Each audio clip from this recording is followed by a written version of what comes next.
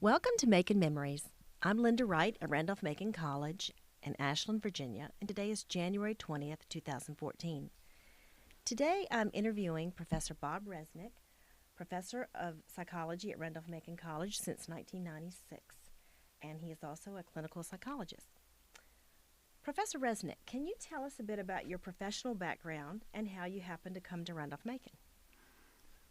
Well, it's kind of the story of a poor kid making good. I am the first one of my extended family to ever attend college and was fortunate enough to get into an interest in psychology, which was a fluke to begin with. I got into psychology because I needed a class that met on Monday, Wednesday, Friday at 10, and the only class that was open was general psychology, and that's how it became a major. And went on and got a master's and doctorate. I came to Randolph-Macon the first time as a result of my doctoral training at the University of Tennessee. I was very good friends with another former professor here, Bill Jennings, and he was coming here and I was going to the Medical College of Virginia down in Richmond. And the chair then, Noble McEwen, was diagnosed with spinal cancer and he had difficulty standing.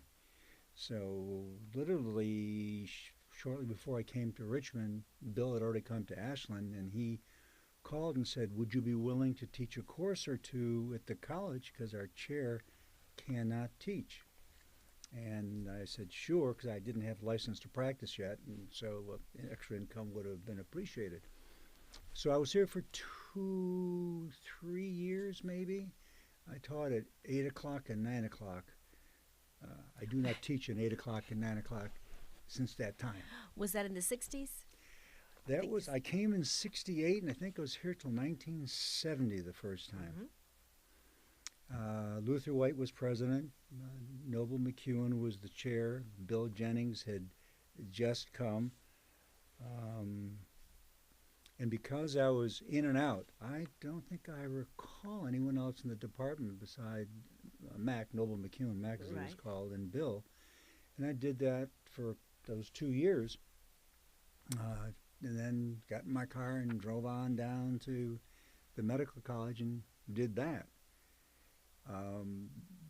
Then they recruited a couple of other people because Mac was sadly terminal. And that's when I stopped. Which coincidentally was the time when I was able to get my license to practice. I had enough postdoctoral experience. And so I was here for the 2 years, went to some faculty meetings. Then they were at night. Right. 7 to 10-ish. I mean, they really went on. And in the Mullen boardroom, is that correct? Yes. Yes. It was. Uh-huh. It was. And so... And cigar smoke, I understand. I don't remember the cigars. You don't remember? But I do know we had to leave the Mullen boardroom because we were violating fire regulations. Had too many people in the room. Yes. And so we had to vacate that place. The first time that I was here, it was also the time when they were talking about going co-ed.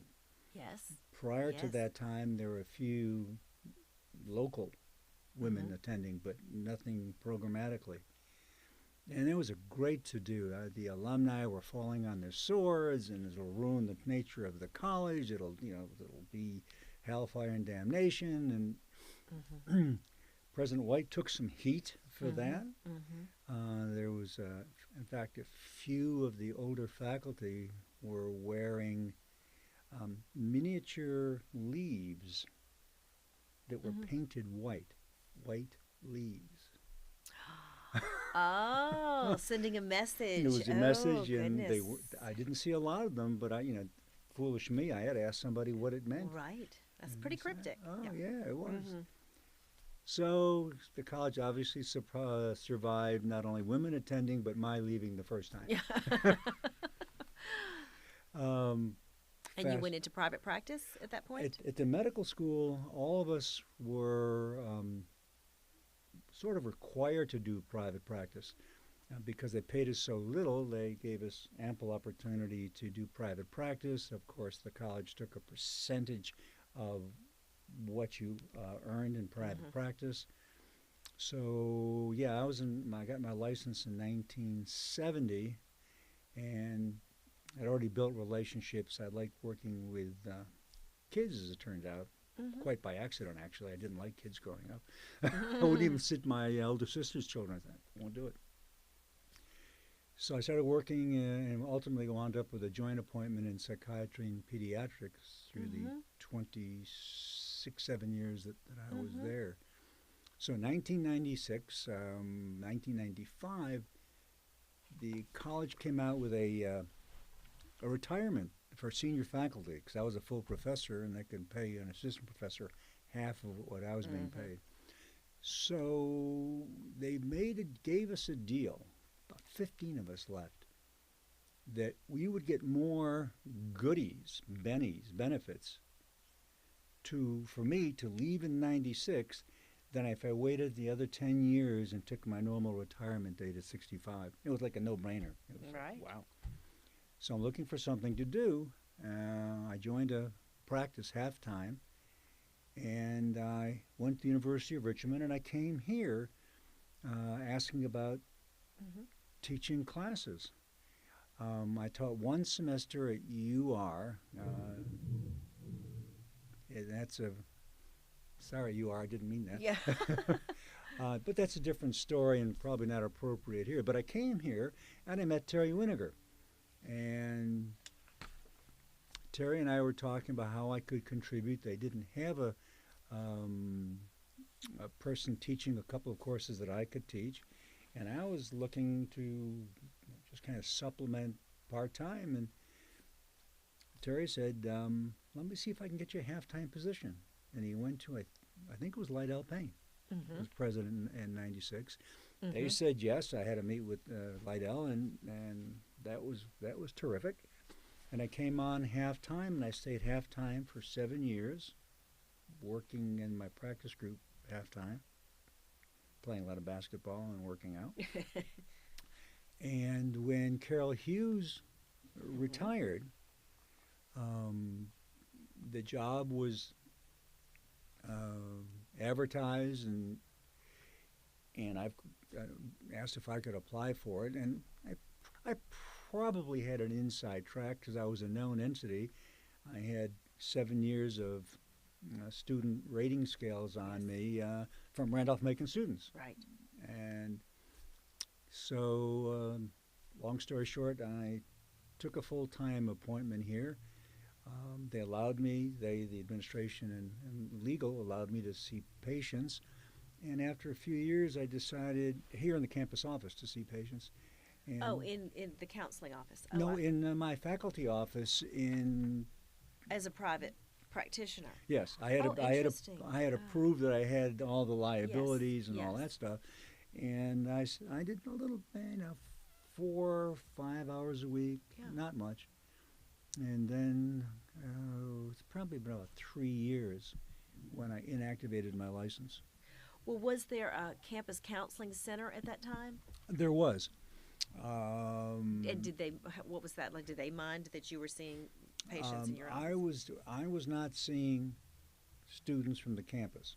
These were all private patients. See. Yes, okay. I did on occasion, because someone called me on the faculty, had a friend or a family member wanted an ADHD workup, and so I agreed to see them. But I did do some work for a couple, 3, 4 years with the Hack Center, same thing around ADHD turning into learning disabilities. And then Jack came, and he was about as knowledgeable as I am when it came to ADHD, and so I did not do that the last couple, 3 years. So I've been here since then until May, June of this year. So was Carol Hughes, was her specialty clinical psychology as well, or was that? She was. It's by the quirk of licensing and training. Carol's degree was in counselor education, her PhD. She could not get licensed as a clinical psychologist. She got licensed as a professional counselor. In order to get licensed as a clinical psychologist, you have to come from uh, American Psychological Association approved program and now internship before you can get licensed in many states. So she could frankly do virtually everything that I did, but she could not call herself a psychologist. Well, that's a great bridge you had between your clinical work and coming here and able to overlap a little bit. When you came and once you gave up the private practice after 3 or 4 years, and you were full-time teaching, can you talk a bit about the development of the department, the psychology major, and what the changes you've seen in the last Wow. 18 years in that? The major has gone under substantial change a couple, 3 times over. I give Kelly Lambert all the credit in the world. I could never be a departmental chair, even though I was a divisional chair at the medical school. Too much thinking going on.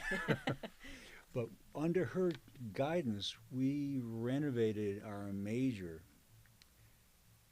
2 times clearly and modified things within the major in the periods before the major changes. General psychology was a good example. When I came here full time, so I now got into the cycle of teaching general, that was team taught. There were 3 people on each team, and we each sort of taught our special areas, so we each would teach approximately 4.5 weeks per faculty. And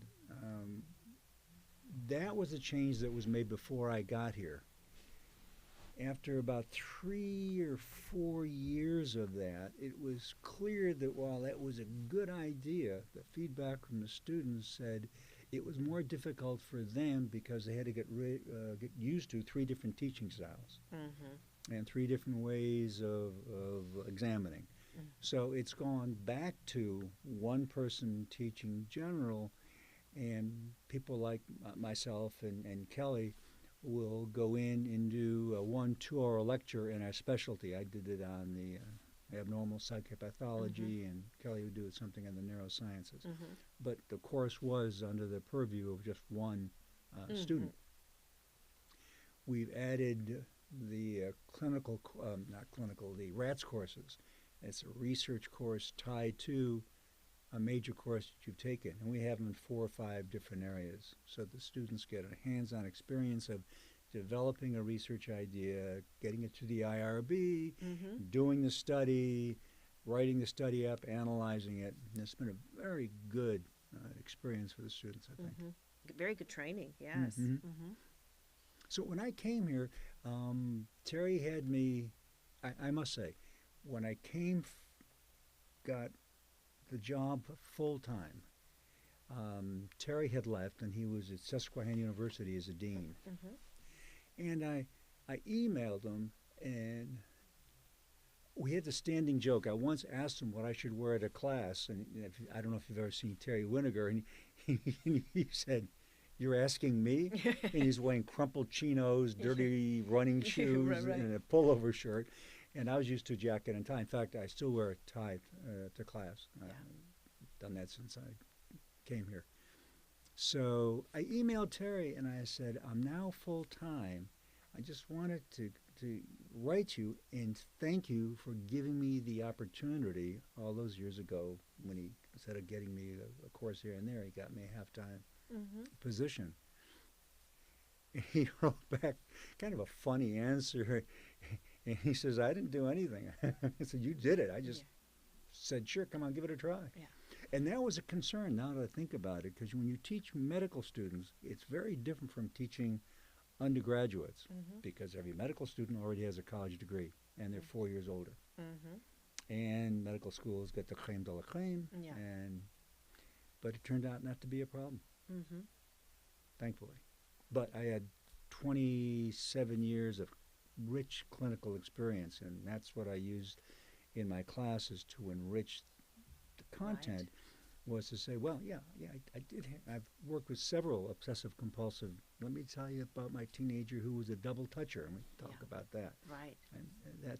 And the students' reviews have consistently said that really helped make the book material alive. It's even better than the videos. That you would have, right, you'd have that experience to And bring. they could say, well, then what happened? And I could tell them, but on a video, I could only guess.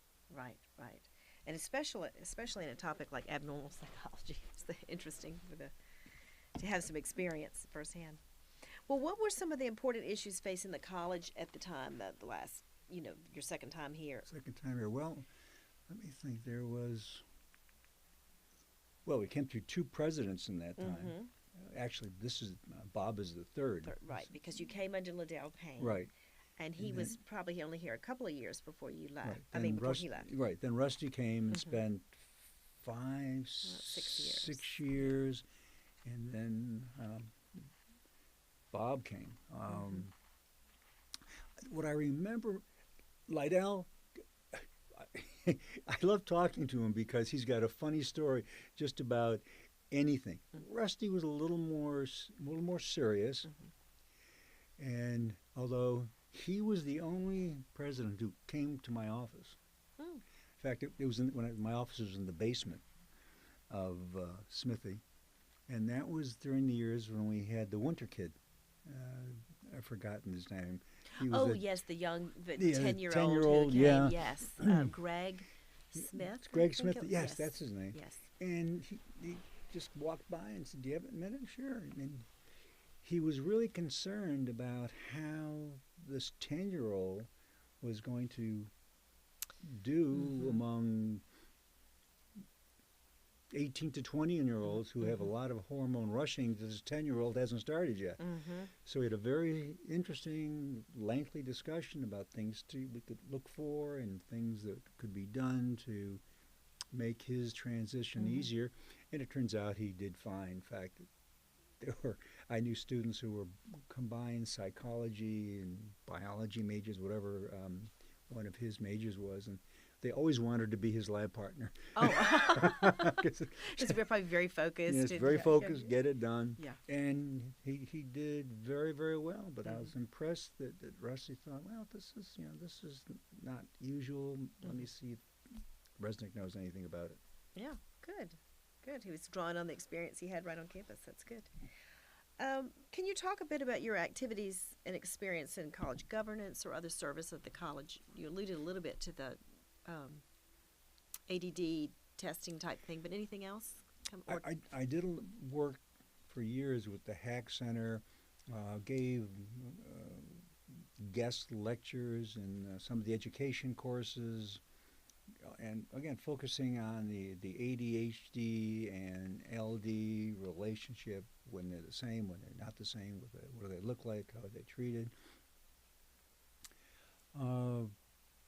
Was on the, I don't remember exactly what it was called, but I was on the guest speaker list. And I did a few of those lectures, and I don't know if that program just kind of stopped or what I said I could provide was no longer of interest. And shortly after I came on full time, I was asked to join the IRB. Yes, let's talk about that a bit. Yeah. The Institutional Review Board is a federal mandate that all human subject research has to be reviewed for the protection of the human subjects, and particularly if they are vulnerable populations, minors, handicapped, or other. So there's a formal review that has to be done. You have to show what you're going to do, why you're going to do it. You show your release form, your feedback form, even down to if you think the subjects are going to be upset, giving them contact numbers, like we give in the counseling center, and I have the researchers in my class giving their email as well. So that has to go through a review that makes sure that the subjects are protected and that they are they understand what they're signing and what they have to do. And one of the most important things is that the subject can opt out at any moment in time during the study without penalty. Right. And so that's what we did. I was on it for, I don't know, 2 years, and I was then asked to chair it. And one of the things that I did as chair that's even gotten better with the new chair is the turnaround in getting the IRBs done. We do ours electronically, so that we can turn it around in 3 to 5 days if there's not a problem, and if there is, then we'll meet and see what the problems are. Other schools, it's all paper. They meet once a month. I had a student who wanted to do a comparison study of freshman depression among Randolph-Macon and UR, and we were able to turn it around in 4 or 5 days, and turns out she had to redesign the study because at that time, it may have changed, Richmond had a monthly meeting. Right. So it could be 6, 7 weeks before you would hear. If you just missed the meeting. And that's exactly what happened. So we streamlined it. We streamlined the forms. Now there's another person who's taken over. Once I decided to retire, I thought it would be better for me to step away from that and let someone else come in, and I'm blanking on her name. She's in sociology, and she's done a phenomenal job. Amy Armenia? Yes, thank you, Amy Armenia. And she has taken it much further than I have. She really got it even smoother. So for us, it's fairly simple because we're not dealing with dangerous drugs and injecting things and so on. Yeah. But you have to make sure that everybody's okay with the study. You know, as Kelly says, you know, that's why she likes working with critters. You know, they're always around because human research, you know, that's why I tell my students, 12 people were supposed to be here, only 3 showed up. Welcome to human research. Right. Because you have to wait for them to come. You just can't go downstairs and take them out of the cage. Yeah. Right. Well, thank you for that. Can you talk a bit about how your interest in ADHD and related learning disabilities grew in your research? Well, it's ironic because at my doctoral training program, I didn't want to work with kids, had no interest in kids, and Bob Waller, who was the kind of head of the child section in the psychology clinic at the University of Tennessee, everybody had to see 2 children. That was required. And I remember those 2 little girls as fresh as it was yesterday. And my supervisor saying, "You're a natural." I said, "You're a natural with kids." And I would say, "Yes, because I've never really grown up," which is probably true. And I thoroughly enjoyed it, enjoyed it more than when I was working with adults. So an internship when I got there at the University of Tennessee Medical Center, graduate school, Knoxville Medical Center, Memphis, just a little bit apart. You know, 425 miles. So we moved down there for that year, and I did a child's specialty at the UT Medical Center, and I thoroughly enjoyed it. And when I came here, I came to medical college as a child specialist, ultimately getting a secondary appointment in pediatrics. And then, as a quick sidebar, I found out why I didn't get it earlier is because I didn't ask. Oh. When I said, "Gee, I do a lot of work in peds. Can I get a because there's no money involved, just a secondary appointment?" And he said, "Oh, sure." Yeah. And I had it 5 months later. Should have sooner. So I directed an adolescent inpatient psychiatric program. Spent 10 years half-time at Virginia Treatment Center for Children, which is part of the medical school.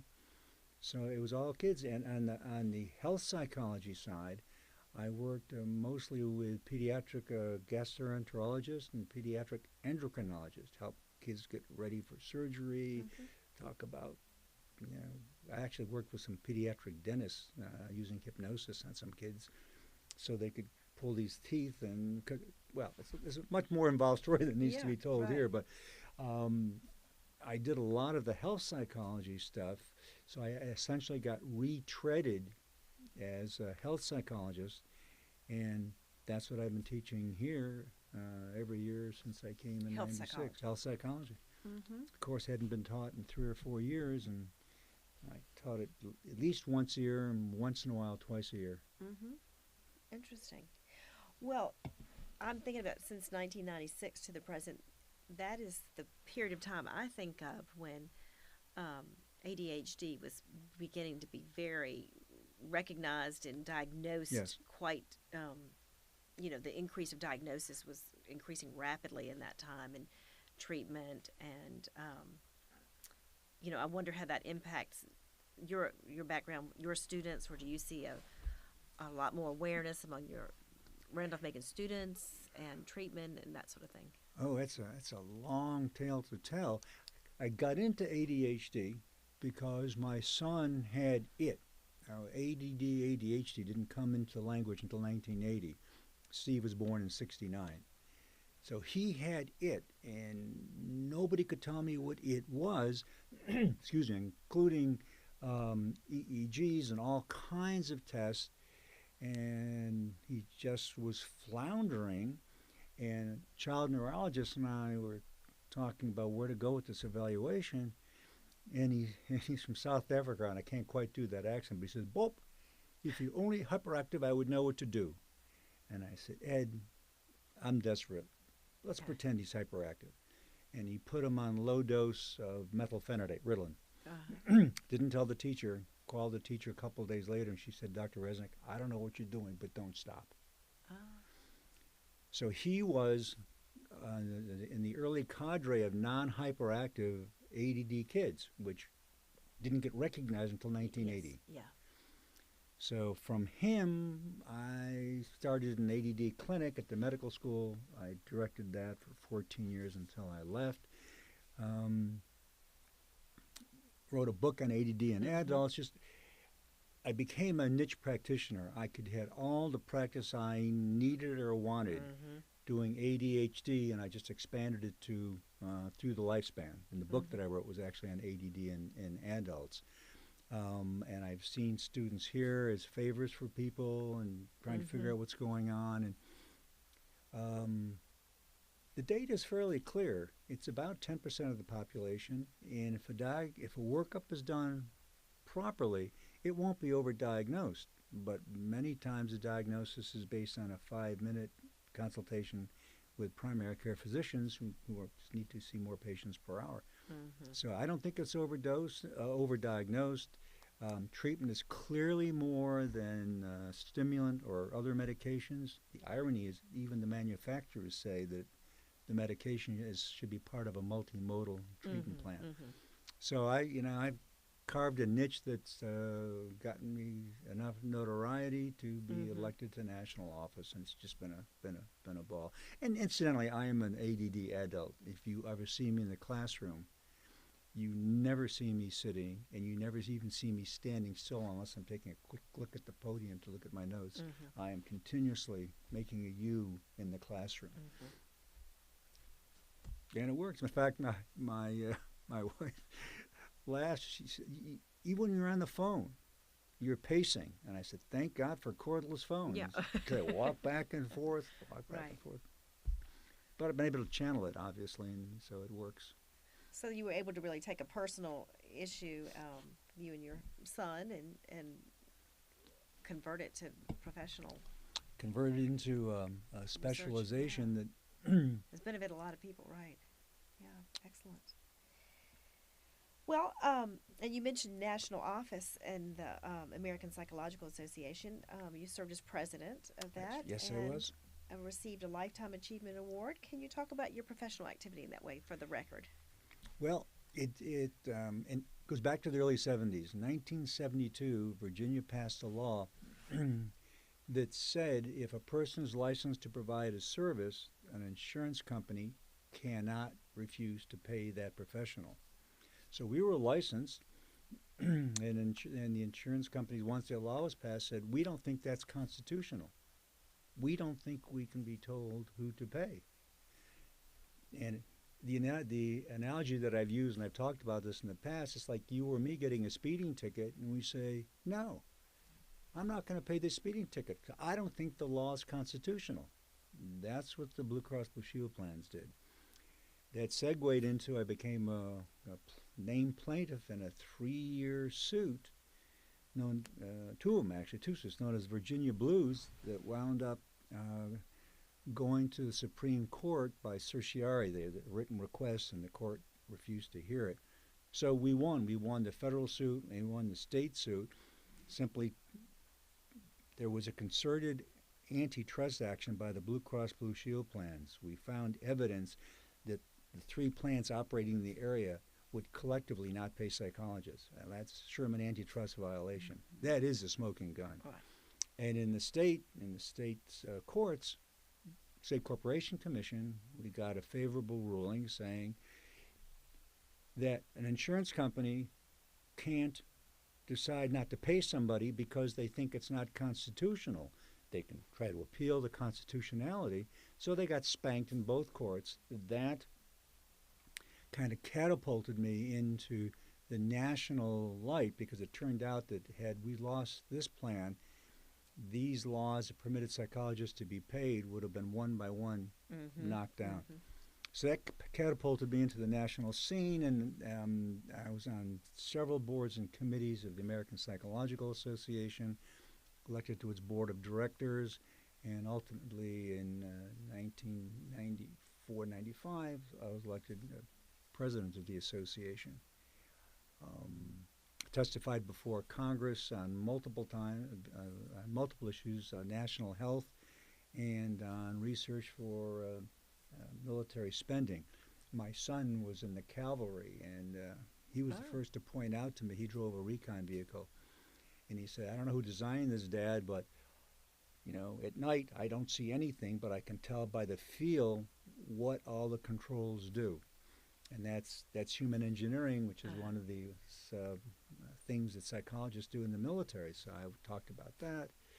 I worked with the military extensively, mostly Army, and I'm proud to say I'm the only psychologist to ever been awarded the Army Department of Defense's Outstanding Civilian Service Medal, which I wear at a little lapel button proudly when I testified before Congress on military spending, because that they don't know what the decoration means, but they can tell by its shape it's military, and that that got me creds, as they say, right away. Right. So it was. I'm still active in the association. I serve on their Council of Representatives, but I've been going to the meetings probably 30 plus years, every one, and to international meetings. So it's been a great ride. If I had it to do over again, I'd jump on psychology. Oh, well, wonderful. Well, thank you for saying that. And I know sometimes people don't want to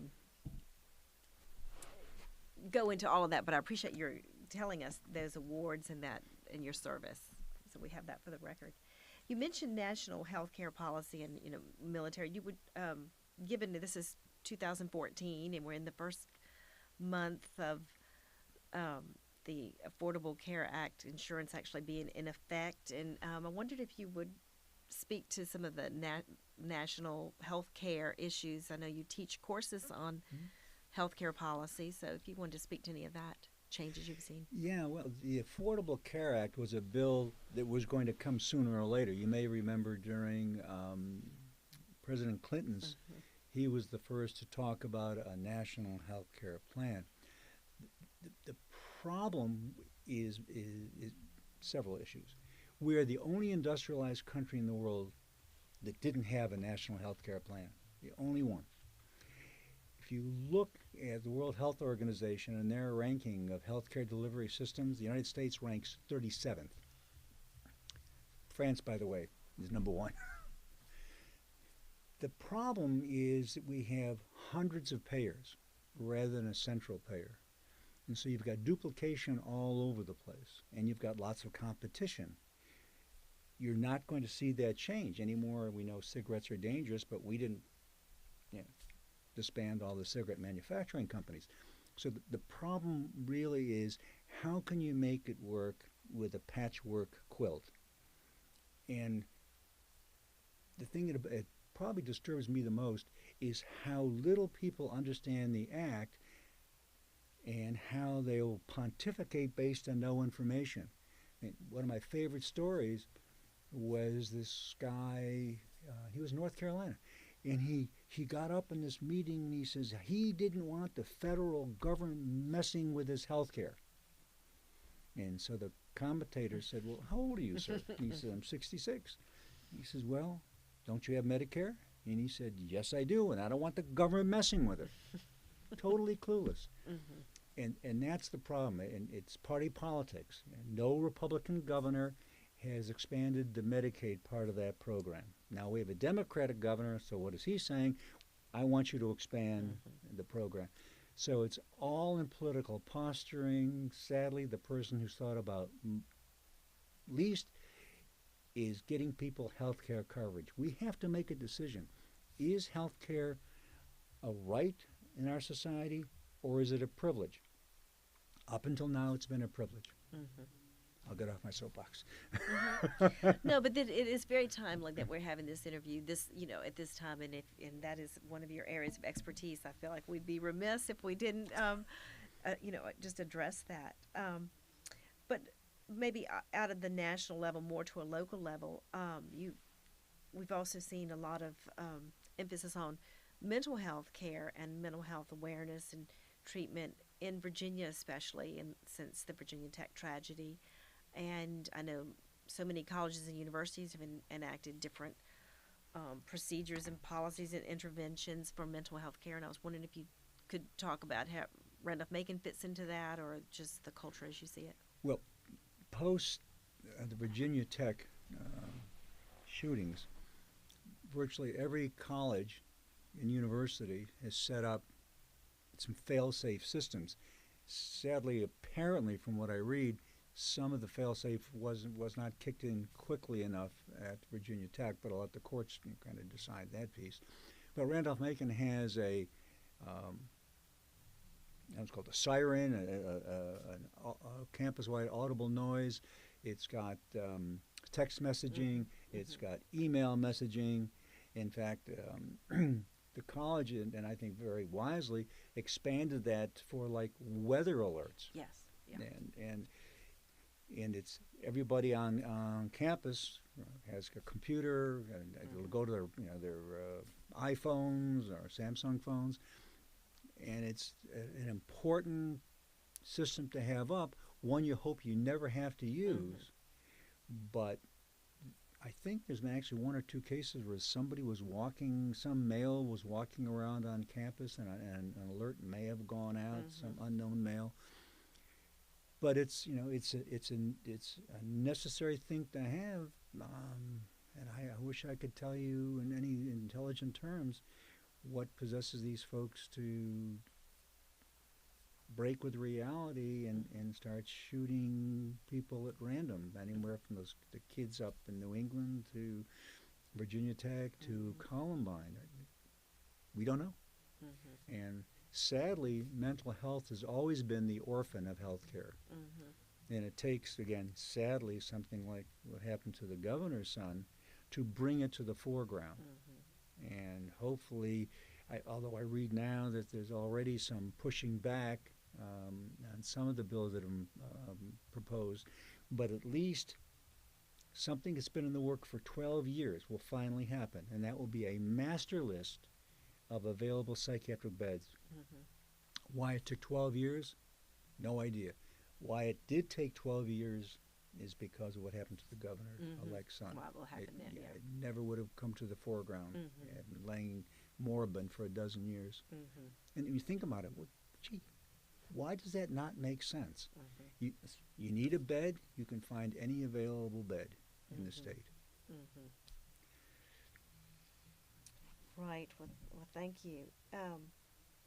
Well, just thinking a little more broadly, what do you see as some of the watershed events at the college during your time at Randolph-Macon? You could say even both times. You mentioned going co-ed happened right around the time when you were first here. Going co-ed was a monumental change. In fact, I think we're now actually a little more females than males in our classes. first time around, because I was only there for a couple of years, a couple of classes first thing in the morning, I did not have a real feel for the college. But when I came here full time, I felt like I had done a reverse Rodney Dangerfield. I get respect. Oh, good. That's good. When you're in medicine's house, sometimes you don't get that respect, if you're in, especially if you're in the Department of Psychiatry. And frankly, that's part of the problem that I faced when I was there. So I came here gun shy, and actually had Kelly say, "It's okay.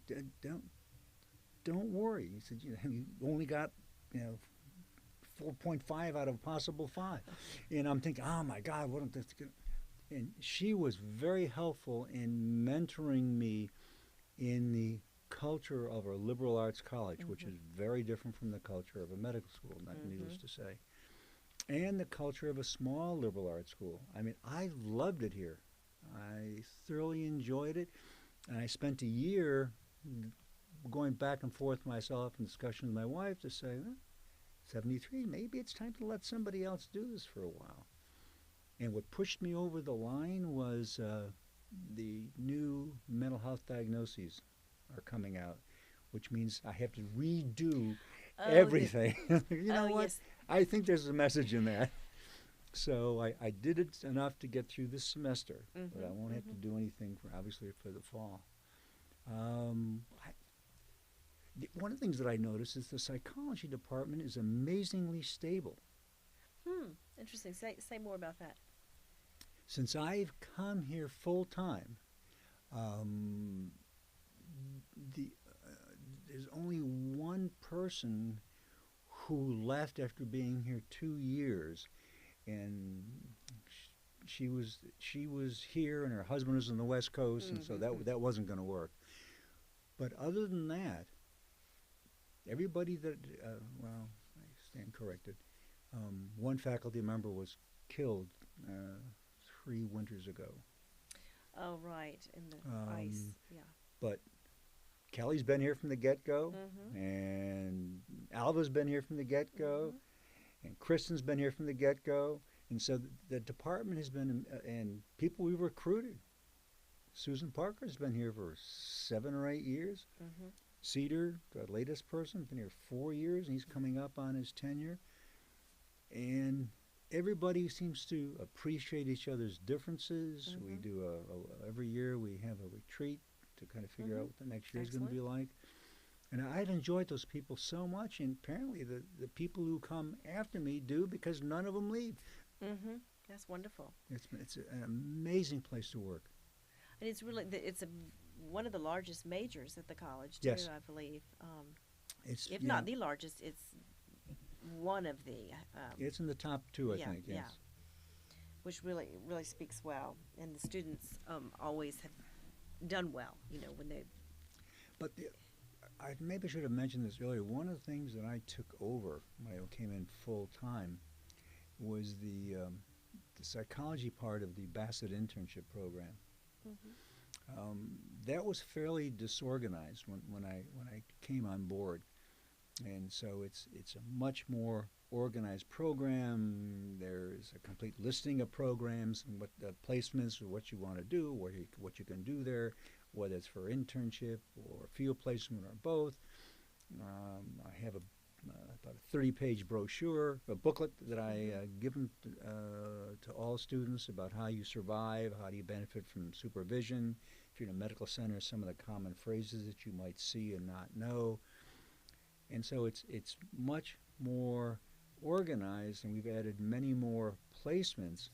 The problem is that more and more placements that I've added have a little more unique application process, and so it's getting a little bit more complicated because we've been successful. Oh. And our students have liability insurance. And places require that. And I had to check it with legal counsel here, and they said, yeah, they're all covered. And had to submit to St. Mary's a proof of insurance before they would sign the contract to work with our students. Right, yeah, right. So it's all good. It's been a fabulous program, and I think one of the things I'm going to have to do, at least for the first 2 or 3 semesters, is probably work with the person who's taken my slot, because the paper doesn't explain everything that you need to do. You can transition with that, right? Yeah, and everybody's comfortable with me hanging around. Right. And is George Spagna taking over the Bassett internship? He has taken over the Program overall yeah. directorship of it. Right. But each department, I guess, has a liaison with him. Yeah, I don't know about if every department does, but those who place a lot of students have a departmental coordinator that works with the overall director of the Bassett program. And we have 11 students out this January. That's great. Great. Good. Well, as you look back, what were some of your most satisfying experiences at Randolph-Macon? Well, becoming full-time was just most gratifying. And frankly, working with the people I worked with, I've never felt that I wasn't appreciated. I've never felt like I was being asked to do too much, and even found myself volunteering to do things. So personally, getting out of the high adrenaline of a tertiary care medical center into a liberal arts college, at first felt funny, but then I really started to enjoy it. I've been through 3 presidents, and I stand in awe of our current president. Boy, if he isn't a rainmaker, I don't know who is. You know, there's been more construction since he's been here than I can ever. Well, in all the years that I've been here, part-time or full-time. So he's been a dynamo. Yeah. And he remembers everybody's name. Yeah. And for somebody whose name challenged, I find that just he met me once and remembered my name. The only reason I remembered his because it was the same as mine. Well, is any other memory or story about Randolph-Macon that you'd like to share here? Nothing comes off the top of my head. I'm sure if I had time to think about it. Some stuff with students. Just so many stories about students years later will drop me an email and say, boy, I just finished my doctoral program, and I knew more about abnormal coming in than anybody. Oh, that's great. That was phenomenal. How risque can I get? Whatever you're comfortable with. Okay, so no naughty words. Okay. I teach a class called Psychotherapy and Personality Theory and Psychotherapy. Here's how we think personality evolves. Here's how we fix broken personalities. And one of the systems is the existential system that we talk about. So I give the students an assignment, and I say, just next class, complete this sentence. Life is. And they're all reluctant to say it, and I said, all right, let me tell you what mine is. I'll tell you. And mine is, life is like a green apple. Sometimes it's bitter, and sometimes it's sweet. It gets a little chuckle. I believe that. And so we're going around the room, and one student said, a female student said, life is like sex. It's good to be on top. And that just broke up the class. I've never heard anything so funny in my life, and I do this exercise every year. I obviously did not use her name, but it was one of the funniest things I had ever heard. And she was comfortable enough in the class to say that. Yeah. And I think looking back at classes, I've had, I think, a really nice rapport with students. The door's always open. They can come in. Oh, I do every year in the spring. I take all of those who want to come. I invite all of these senior majors who are graduating to meet me at the railroad restaurant. The Iron Horse? Iron Horse, thank you. I'm terrible with names. Anything's a name I won't remember. The Iron Horse. I said, bring your IDs, and we'll sit, and we will have 2 drinks over an hour and a half or longer, and there will be food that you will eat, and you can't have more than 2. And that's become an annual thing. I've done it for about 10 years. In fact, students, as they pass, in the past, I'll start this semester saying, we going to do that thing this year? Yeah, we're going to do it. Yeah. It'll be the final one. And even the chair said that, you know, students talk about that and looking forward to that. He said, you didn't tell anybody you were doing that. I said, well, because you weren't invited. No. Just the students were. Just the students. Oh, that's good to celebrate with the majors. Yeah, and the, yeah, it's been a fun and thing. it's become a rite of passage. Yes, it has. Mm-hmm. That's good, in a lot of ways. Well, I'm one of the outgrowths of this project. I've been interviewing longtime faculty and staff and some alums and trustees for about 7 years. And I became interested in this story of the college desegregation story. And I wasn't planning to ask you about that because I thought, you know, you came in 96, but I see you were here in 68 and 70 briefly. So I wonder if from that time, if you remember any, you know, anything like that you could shed on the story of when you came in the fall of 68, in the spring of 68 is when our first African-American student graduated, and he was only here for 2 years. And he's now on the Board of Trustees, you know, Hat Payne. But in the fall of 68, we had, I think, 2 African-American students who came in, one of whom graduated. I might be wrong on the numbers, but I know that Dennis Howard, who was the first four-year African-American student, did come in the fall of 68.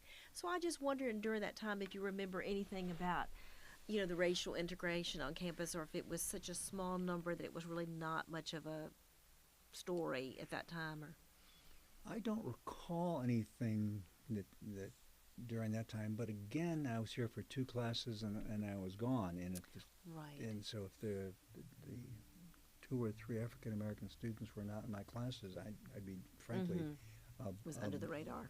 Yeah, it would have been all under the radar for me. Because I mean, I literally came, taught class, 10-minute break, taught class, jumped in my car, and was back at the medical center by 10 o'clock. Well, when you left in you taught for a couple years, 68 to 70, but when you came back in 96, the college had a very different makeup then. Yes, very indeed. different. So you certainly noticed that. Yes. Both, you know, racially and in the co-ed. So it was a very different school. Oh, very different, not only because of the co-ed, but because there had been an active attempt to recruit and keep minorities in the college, and that has been it's just a very enriching experience. It's also humbling. This is a show and tell.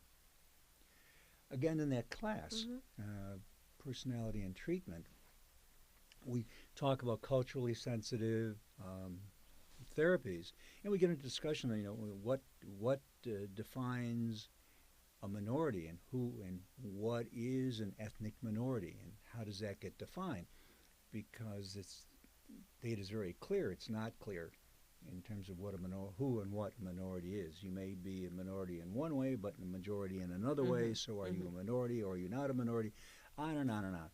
And in the class, there were 3, 4 African Americans, and they all were sitting in the front row, and we're talking about this and trying to get their responses among others. And I said to them, African Americans have had an interesting history at this college. And 3 of them nodded, and the 4th one laughed. And I said, so-and-so, what's so funny?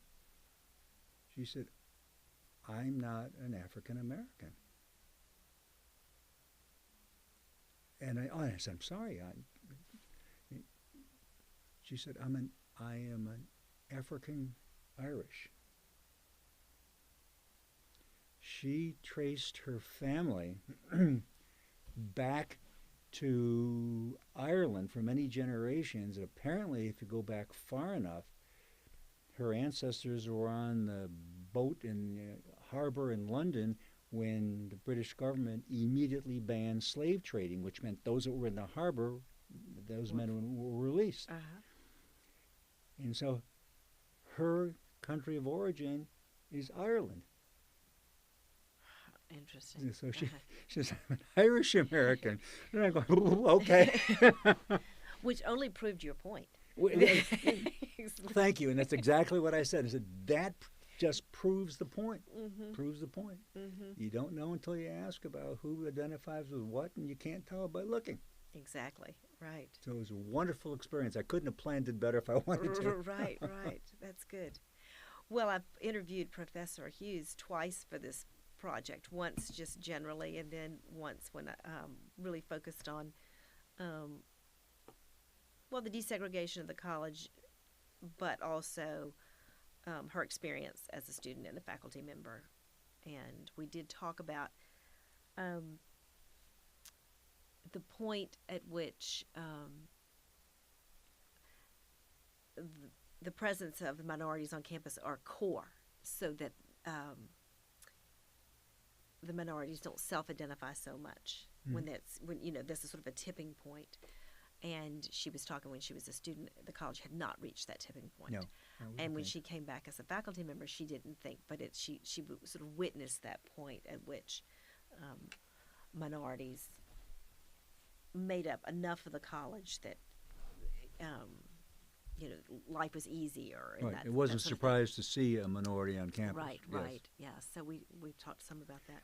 So I was just interested if you had that was a great illustration you gave about that. One of the things that I talk about changes that's happened. The college has, from 1968 to now, certainly has become, I use this term advisedly, more liberal. I mean, it's not so traditional in terms of who is trying to recruit and whom they want here. That it's somehow over time the college has understood that education is broadening and that you need to have a broad spectrum of people to make that education better, not only in the classroom but on the campus as a whole.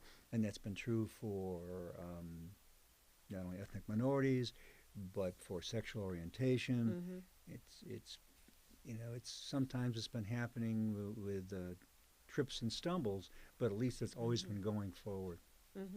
And socioeconomic groups, I think, too, just sort of a wide experience, background geographically and all kinds of ways. I think it really enhances everyone's learning, And I would hope the college would continue to actively support people who need a bigger financial hand to get through this experience. Especially this day and age. Yeah. I remember when I was an undergraduate, my father had a 7th grade education, my mother vocational high school, and I was in a freshman political science class at Syracuse University, the Maxwell School, one of the best programs in the country, but I had to take a freshman poli-sci course. And we're discussing something, and we're discussing labor unions, and my father, because he was a factory worker, needed the labor union to protect his job. So I was very pro-unions then, and going back and forth, and finally the professor says, "Mr. Resnick, why are you arguing with Miss Smith? She's agreeing with you." I didn't know the words homogeneous and heterogeneous. I had never heard them before. Needless to say, I remembered them. Yeah. but that's the kind of the experience that really helped me bootstrap up by getting into college, because what I heard at home, my parents loved me dearly and I loved them, but their academics was not something that was talked about, except my father decided that I was his son and I was going to college, having no idea what that's about since he didn't finish middle school. But I think that was certainly a broadening and eye-opening experience for me. I then took a course in vocabulary building. Yeah. No, I did. I took a non-credit course in vocabulary. I think undergraduate college is a course. It's a 4-year course in vocabulary building, isn't it? Yes, yes. I find it's sometimes surprising the number of students who'll come up and not know a word on an exam. I have to give them another word for that. But if it's in the book, it might not. Right. Well, I want to thank you so much for coming in and sharing your memories of working here and your experience. and shedding light on Randolph-Macon College. And Well, all I can say, it was just a fantastic and wonderful experience. well, good. Well, thank you for sharing it with us and making memories. Thank you.